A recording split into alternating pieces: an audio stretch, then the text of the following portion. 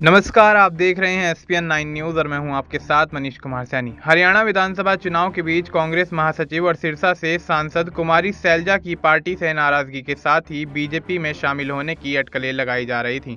अब इस पर कांग्रेस सांसद दीपेंद्र सिंह हुड्डा की प्रतिक्रिया सामने आई है।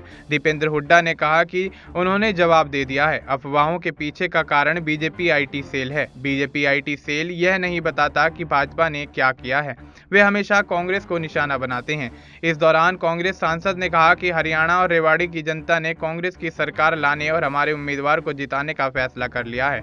हरियाणा में कांग्रेस पार्टी के पक्ष में अच्छा माहौल है। लोगों ने बदलाव लाने का फैसला कर लिया है। भारतीय जनता पार्टी ने 10 साल में कुछ नहीं किया।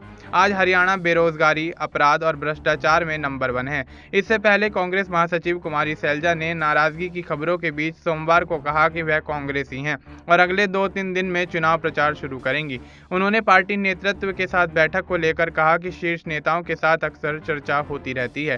पूर्व केंद्रीय मंत्री सैलजा ने कहा, पार्टी में 100 तरह की बातें होती हैं, लेकिन वो पार्टी के अंदर की बातें होती हैं। पार्टी को जिताने के लिए हमने लोकसभा चुनाव में मेहनत की, उसके बाद भी मेहनत की, इसलिए कि हम जमीन पर कांग्रेस पार्टी को मजबूत कर सकें। हरियाणा के लोगों की लड़ाई लड़ें, अपने कार्यकर्ताओं की लड़ाई लड़ें। कुमारी सैलजा ने कहा कि हमें उसी काम को आगे ले जाते हुए कांग्रेस की सरकार बनानी है। यह पूछे जाने पर कि वह चुनाव प्रचार कब शुरू करेंगी तो सैलजा ने कहा, अगले 2-3 दिनों में चुनाव प्रचार शुरू करूंगी। कांग्रेस नेतृत्व के साथ अपनी बैठक के बारे में पूछे जाने पर उन्होंने कहा, नेताओं के साथ अक्सर चर्चा होती है, वो हमारा फीडबैक लेते हैं। बीजेपी की कटाक्ष और उनको अपने साथ आने का निमंत्रण देने के सवाल पर कांग्रेस नेता ने कहा, मैं चुप थी, इसलिए वो कुछ बातें करते हैं। उनको मालूम है और सबको मालूम है कि सैलजा कांग्रेसी है।